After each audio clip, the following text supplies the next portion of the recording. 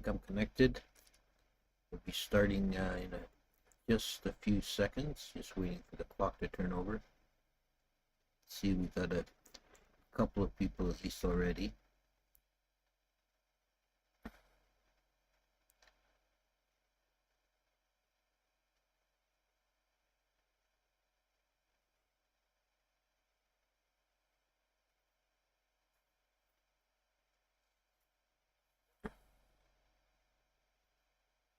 Okay. Namo tassa bhagavato arahato samma sambuddhassa. Namo tassa bhagavato arahato samma sambuddhassa. Namo tassa bhagavato arahato samma sambuddhassa. Okay, so welcome Thursday evening live stream. We're continuing on with our study of Vissudhimagga and dealing today with the chapter on the Brahma Viharas. Oh, someone's telling me there's no sound. Hang on. Technical issues.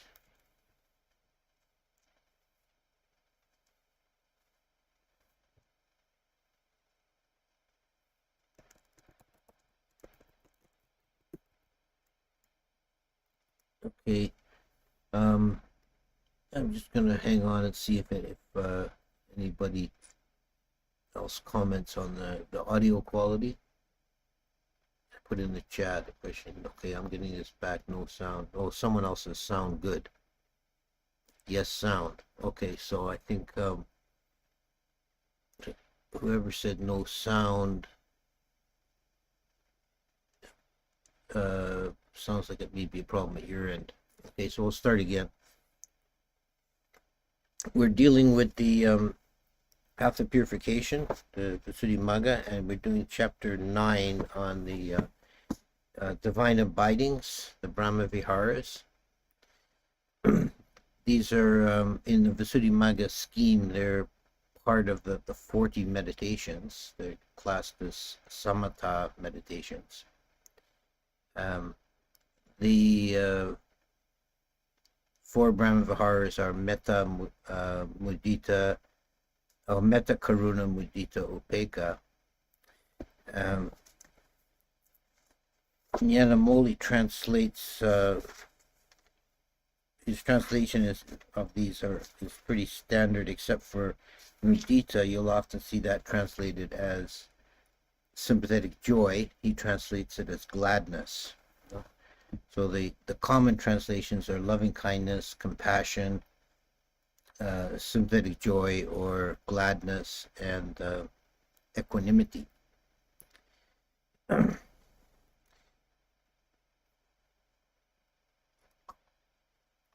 Buddhaghosa devotes the most space to metta, that generally follows his working method. He'll deal with the first item in detail, and then go on to the other ones,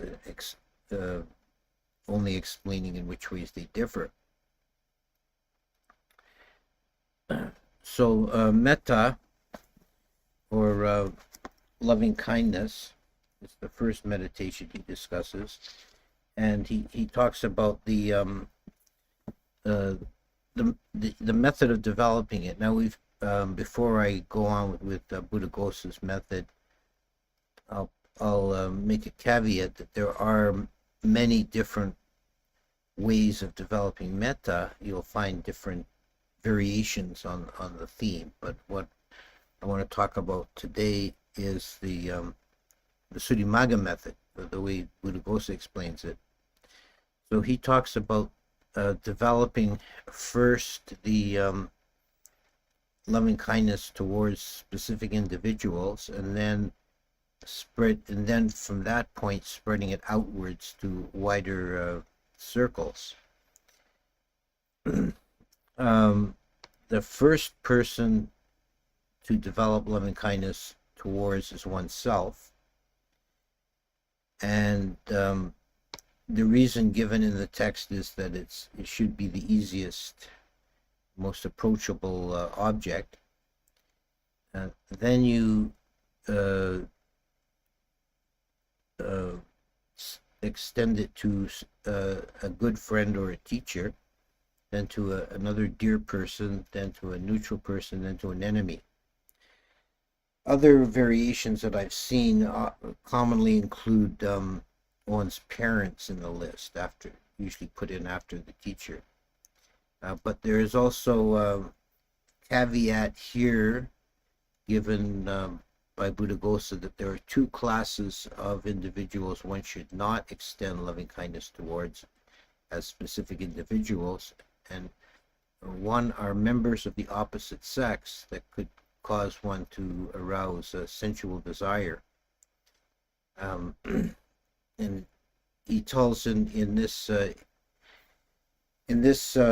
context, he tells a kind of little slightly amusing story about a layperson who went to the monks to ask for a meditation object, and he was instructed in loving kindness, and he said, "Who should I extend it to?" And the monk told him, "To a dear one."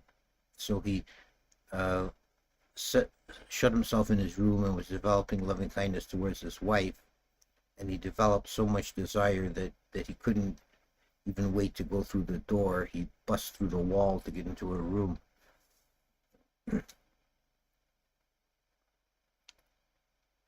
The other class of persons to avoid are dead persons, and the reason given in the Vissudhimagga is pretty vague.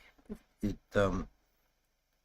just tells a story about a monk who was sending loving kindness to his teacher who lived in another province and was unable to have success in the meditation. And then his local senior monk in the local monastery told him to investigate where your teacher is, and he found out his teacher is dead, and that's why his meditation wasn't succeeding. So to my mind, that's not really much of an explanation. What I've heard elsewhere is that if you extend loving kindness to dead persons, if they are in the ghost realm, that will not help them, but cause them to become stuck, and they'll be attracted to the energy and kind of hang around rather than move on and take a better rebirth. The proper practice for benefiting the dead is to make merit for them. Entirely separate practice. So then when and I can't resist in this context telling a little anecdote, a little bit off topic, but I was some years ago, I was at a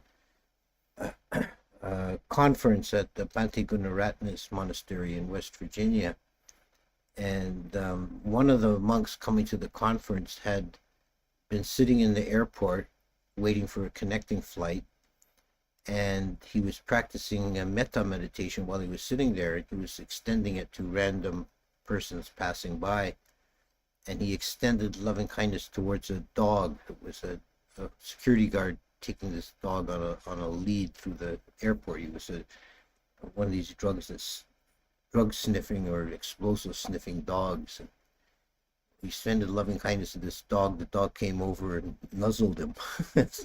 So then he was called into the back room and given the third degree. So Bhante Gunaratna said that now I think in modern times we can extend the list of topics to avoid is persons likely to arouse lust, dead persons, and dope sniffing dogs.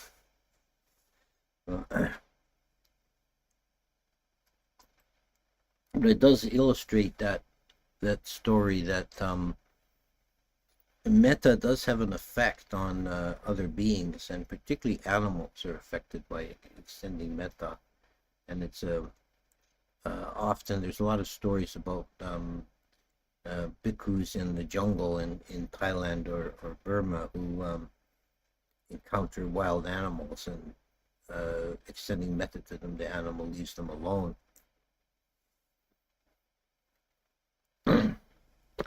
So then one extends, once you have solid basis in establishing metta towards individuals, then you extend it outwards and in increasingly large circles, and basically as far as you can manage. The Vissudhimagga says uh, even to the extent of a world system, or even beyond that. So ultimately, you can extend it to infinity. This is one reason they're called boundless states. Extend, may all beings be well and happy.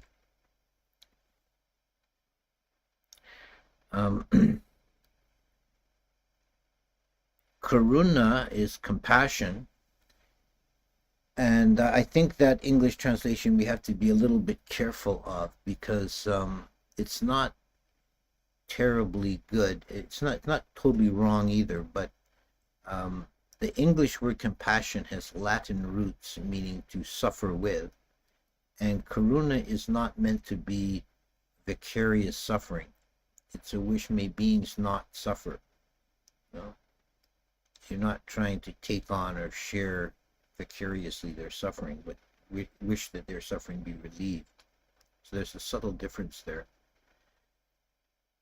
And in the Vissudhimagga treatment of this topic, he says the difference is in the beginning of the practice. Instead of extending compassion towards yourself, you extend compassion towards a being who's in suffering. If you know or have seen someone who's suffering from illness or some kind of destitution, to take them as the first object, an obvious object of suffering. Then mudita, which is sympathetic joy, or in Nana Moli's translation, gladness. It's kind of the opposite of karuna. Instead of focusing on relieving being suffering, the wish is may they continue to enjoy that happiness they have found. So the first object, according to the Vissudhimagga system, should be someone who's obviously having good fortune, is enjoying happiness at this time, and then develop this feeling of rejoicing in it. And upekkha is treated separately, equanimity. In the method described here by Buddhaghosa, the first three are said to go no further than third jhana. One develops these meditations through first, second, third jhana, and then after attaining third jhana in any of these meditations, one then takes up equanimity to get into fourth jhana. Equanimity is the state of non-discrimination. There are different kinds of upekkha. Then as a Brahma Vihara, it's called equanimity of persons.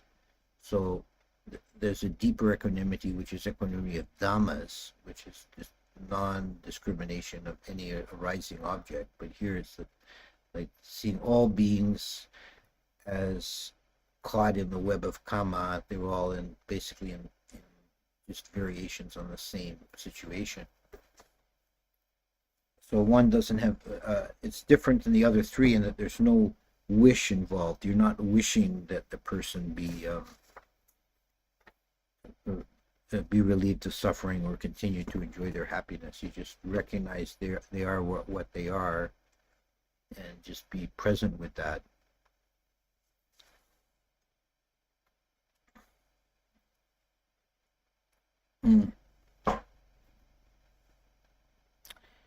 So that's the basic treatment, but there's a fair bit more in this chapter. One of the kind of subsections in talking about metta, it talks about the obstacle to metta being resentment or anger. and he goes through various methods, which can be quite a useful set of teachings, actually. Various methods of getting rid of irritation or anger against someone. Uh, one is the first one he mentions is to look for some uh, good quality in the person, even if they're mostly bad, ill-tempered. They may have some good quality of maybe they're diligent or they're hardworking or whatever it might be. I've heard someone give an example for this is Hitler loved his dog. So you find something to in every being. There might be something you can find that's praiseworthy.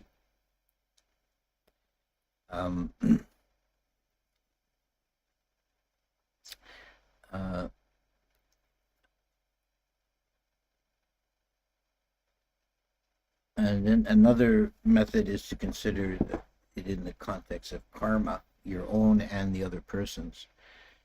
Consider that if you're angry with the person, it will be a detriment to your own karma. And if the person's been doing harmful deeds or hurtful words, he's making bad karma for himself. So what's the point of your being angry? He's doing himself harm.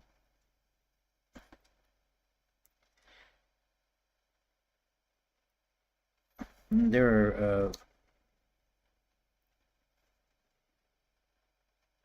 and then there's considering the example of the Buddha, who was in the Jataka stories, in his previous births. There are many examples which are given here in some short form of when the Buddha was, or the Bodhisattva, we should say, was being hurt by evil kings or other beings, and he never developed anger.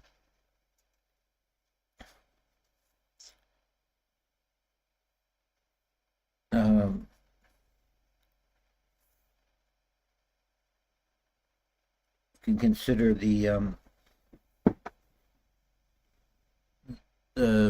aspect of not self by, this is another method, by asking yourself, what am I angry with? Am I angry with the person's bodily form? Am I angry with his consciousness? Am I angry with his feelings? It's all they're all just empty, impersonal elements. There's nothing to grasp anger onto.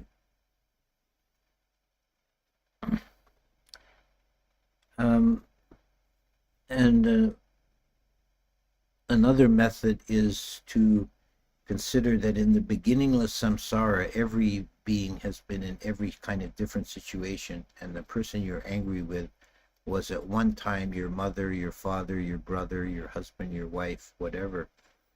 We all switch around in an infinite samsara. There'll be infinite combinations. This is very close to something you see often in Mahayana writings about compassion, that they talk about the mother-like sentient beings, and they emphasize the fact that every being in the universe has at one time or another been your mother. Then he talks about having this, moving on from that section about overcoming anger, he talks about a state called breaking the barriers. And this is when you have some perfection in the meditation, and it means that you have the same degree of loving kindness towards yourself, the good friend, the neutral person, and the enemy person, that you can't distinguish the level of the feeling between the four. It's all the same.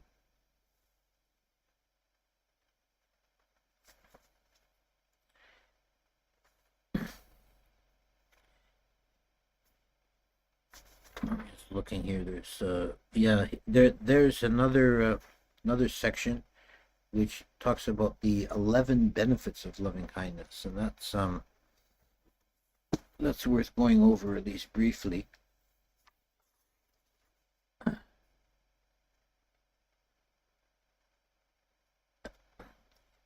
He sleeps in comfort, he wakes in comfort, he dreams no evil dreams. He is dear to human beings, he is dear to non-human beings. Deities guard him. Fire, poison, and weapons do not affect him. He is easily concentrated. The expression of his face is serene. He dies unconfused, and if he penetrates no higher, he will be reborn in the Brahma world. I mean, if he doesn't become enlightened, he'll at least be reborn as a Brahma. And there's a fairly long section explaining these different benefits. And some of them include stories, the stories about weapons not affecting him, the various persons who went into jhana on loving kindness and then had boiling oil thrown on them or something, immune to it. It does, I think, whether or not it has these kind of magical effects, it does certainly disarm enmity in others. That someone wants to do you harm. If you have loving kindness towards them, it can often, the radiation can soften their heart, and they'll change their ways.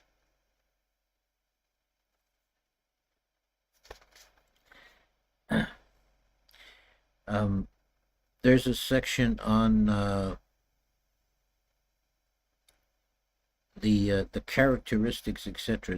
This is the definitions, and I think I mentioned this before in a previous talk. In the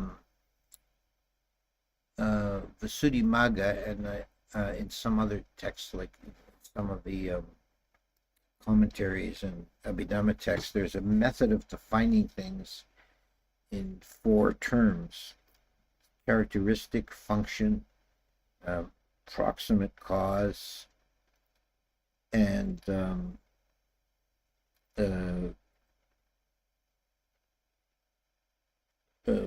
in this case, he does it in terms of what marks a success.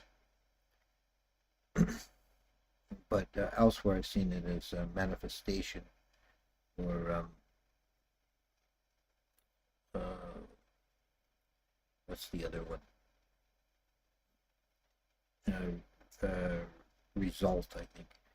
Anyways, loving kindness is characterized as promoting welfare. Its function is to prefer welfare. It is manifested as the removal of annoyance. Its proximate cause is seen the lovableness in beings. Oh, I see. Those are the 4, and then succeeds is added on, tacked on at the end. That's why I got mixed up a bit. It succeeds when it makes ill will subside, and it fails when it produces selfish affection. So I think that last term is the important one. It succeeds when ill will subsides, and it fails when it produces selfish or partial affection. Compassion is characterized as promoting the aspect of allaying suffering. Its function resides in not bearing other suffering. It is manifest as non-cruelty. Its proximate cause is to see the helplessness in those overwhelmed by suffering. It succeeds when it makes cruelty subside, and it fails when it produces sorrow. So that failure when it produces sorrow, that is what I was saying before about the word compassion being not quite right, because we often think in the English common usage of the word compassion that if you feel compassion to someone, you see someone suffering, then you feel sad. You're not trying to produce vicarious sadness. It's actually a failure of the meditation if it produces sadness.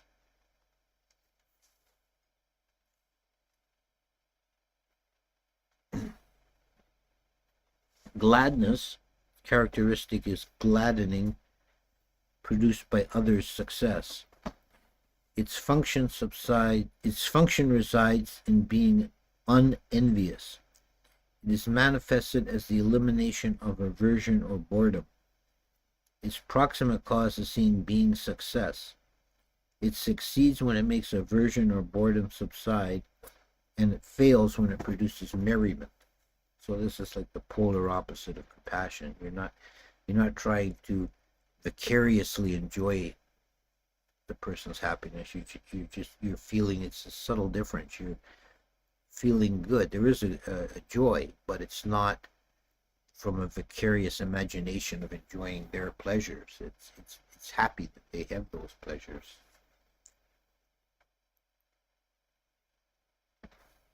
I would say here in this mudita meditation is probably the one that's least spoken about generally, but it's actually a very good one for brightening the mind. If you're in, as it says here, overcomes aversion and boredom. So if you're in dull, negative states of mind, mudita is one that can really brighten and clear the mind. Equanimity's characteristic is promoting the aspect of neutrality towards beings. Its function is to see equality in beings. It is manifested as the quieting of resentment and approval. Its proximate cause is seeing ownership of deeds, thus, beings are owners of their deeds, who, if not theirs, is the choice by which they become happy or get free from suffering, or will fall away from the success they have reached. It succeeds when it makes resentment and approval subside, and it fails when it produces the equanimity of unknowing, which is the worldly-minded indifference of ignorance based on the house life. So it's not a dull ignorance. It's clear and mindful, but doesn't pick and choose. Doesn't say, oh, I like this one, I don't like that one.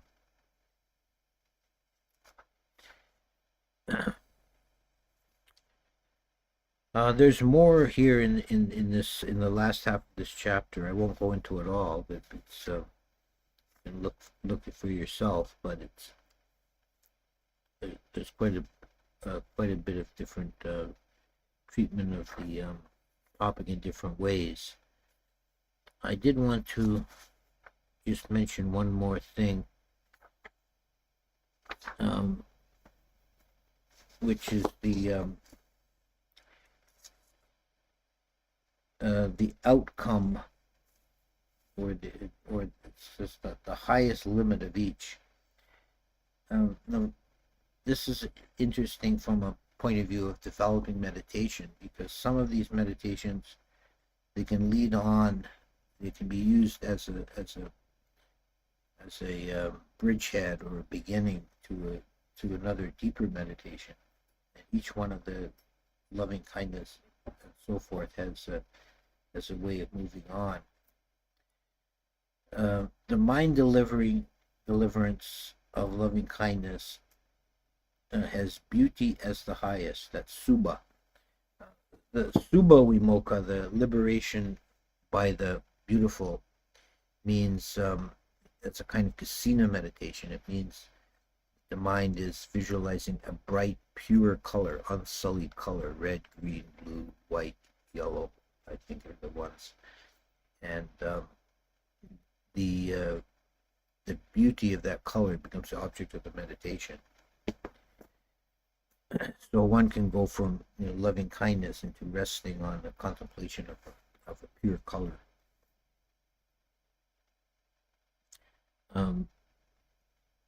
The mind deliverance of compassion has the base of boundless space as the highest. And that's next week's topic. We're going to talk about the formless states. And these are meditations, sometimes called the higher jhanas: boundless space, boundless consciousness, nothingness, and either perception or non-perception. And compassion can lead into contemplating a boundless space. And the explanation Buddhaghosa gives is that when contemplating compassion, you're considering the suffering of beings in a material world, and you're seeing the suffering inherent in materiality. bodily form. So that can lead into transcending the bodily form and considering the emptiness of space. Gladness or mudita has the base consisting of boundless consciousness. So that's the next immaterial state. We'll talk about these more next week. And equanimity has the base consisting of nothingness as its highest. So that's interesting that you can use these meditations as starting points to develop into the boundless states.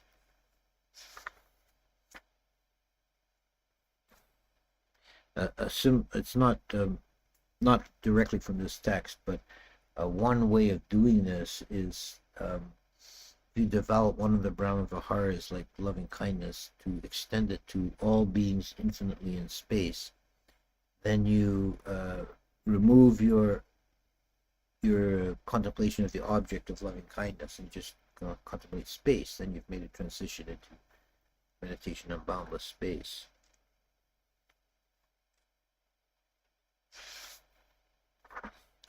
So that's the chapter here on the Brahma Viharas. And just to briefly summarize the Vissudhimagga method is to develop the contemplation of one of the first three to specific individuals, and then when you have some mastery in that, to extend it out into space, into all directions, gradually build wider and wider circles.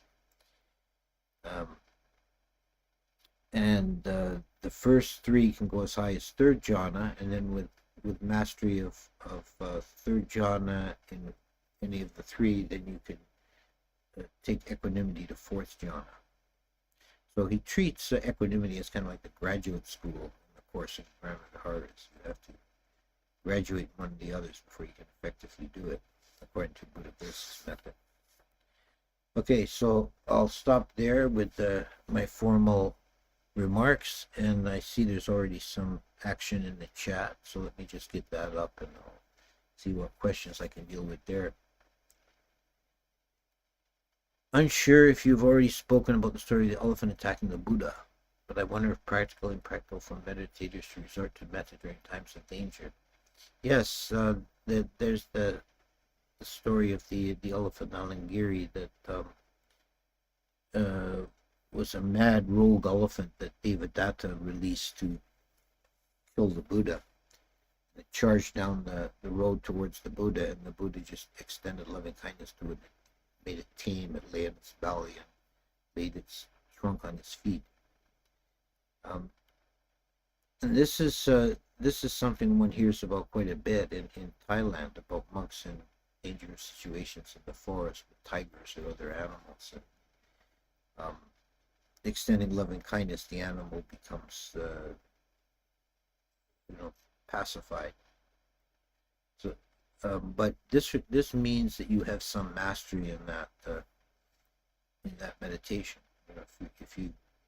If you don't know, if you haven't developed the meditation, you're not going to be able to, in a time of danger when you're afraid, you're not going to be able to summon up that mind state.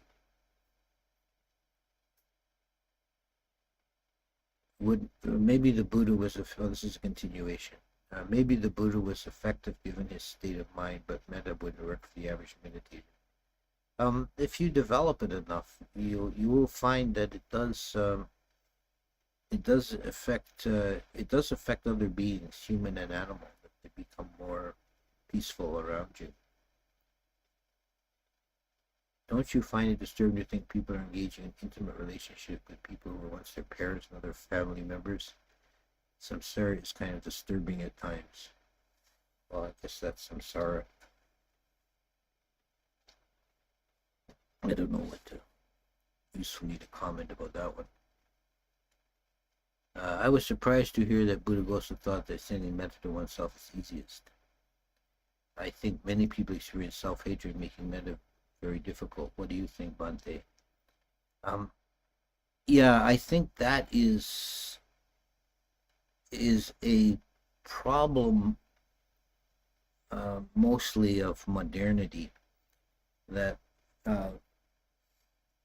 modern Western culture, and even I would say even just Western culture, about we get negative feelings about ourselves. So, um, I did hear a story about one Asian monk. I think it was Burmese who, he was invited to teach in the West. I think it was England maybe, and he was giving this instruction on metta, and people were asking, well, how do you extend the loving kindness to yourself? And he was kind of dumbfounded by the question. Like, thought of, well, obviously it's easy. It's everybody loves himself.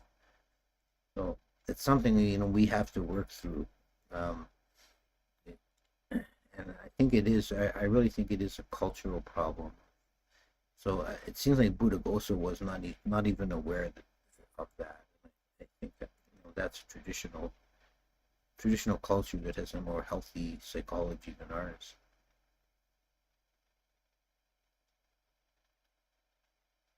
Which Brahma Vihara would you recommend for lay people to prioritize or practice in development? I think Metta is the best, general all-purpose one to start with. Get some familiarity with Metta, then you can experiment with Karuna and Mudita.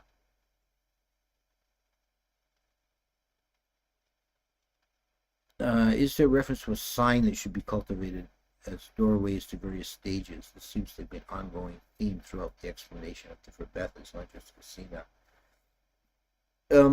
Yeah, it's a good question. I find in this topic, Buddhaghosa was perhaps a little vague, and it seems like from context that he takes the sign to be the object, in other words, the person that you're imagining extending metta to becomes your sign. I've never found that really satisfying. In just expressing a personal approach or opinion on this practice, I think that the proper sign of these meditations is the emotional state itself. So it's a mental object, and it's not visual, it's not tactile, it's an emotional state, a base of feeling loving kindness. I think that's really, in my opinion, should be most sensibly taken as the nimitta. Have you ever read books written by Arnaud Desjardins? No, I don't know. I don't know that name. Could you explain how to meditate on equanimity, please? Okay. I'll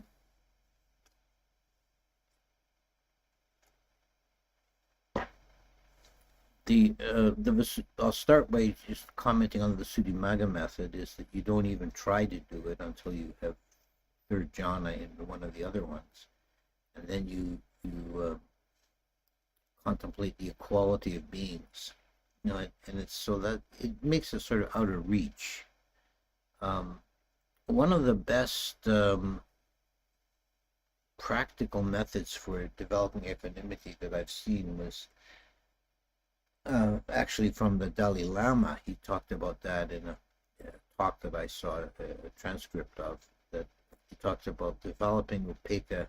He says one being at a time, and the contemplation is this being just wants happiness, doesn't want suffering. The traditional contemplation is this being is subject to karma, heir to the karma, makes his own karma, etc. But I think that this being just wants happiness, just doesn't want suffering, is more approachable. What you're trying to do with equanimity is see behind the differences in beings and see that aspect of beings which is universal. Now, obviously, there are many different ways in beings differ, but there's some deep way in which they're all the same. You're trying to find that and contemplate on it. So I've done this meditation, for example, in crowded places, like sitting in an airport, watching people walk around and just glance at each person individually for a moment and say, this person just wants to be happy, doesn't want to suffer. So you can try that. Is equanimity related to understanding we are all in karma's samsaric cycle? Whatever results, good or bad, are direct results of our actions, and nothing we can do about it. Yeah, that's the traditional way of contemplating equanimity, is to see all beings are in the cycle, whether they're going up or down, and they're living the results of their own actions. I live in Texas and have been thinking of visiting our river by flying to Minnesota and making a drive across the U.S.-Canada border. Have Americans done this? Yes, many have. We have many American visitors. We're only about half an hour from the border crossing, maybe about 4-5 hours from Duluth. I'm a little concerned about re-entering the U.S. even as U.S. citizen. I understand the border patrol can be quite finicky. I haven't heard anybody have any trouble at the Pigeon River crossing. I don't know. I can't guarantee that. Thank you for broadening my understanding of the Dhamma. Sadhu. Okay, so I think that's about enough for today. And next week we're going to do the immaterial states, the formless abidings. It's got an interesting topic. That's chapter 10. If you want to read ahead and have a look at the text, and I would recommend that you get a hold of a copy of Vissudhimagga. It's a very, very important reference book. You can either buy a print copy, or you can find I have seen on the internet, there's free downloads of PDF versions, so it's readily available. Okay, we'll see you later.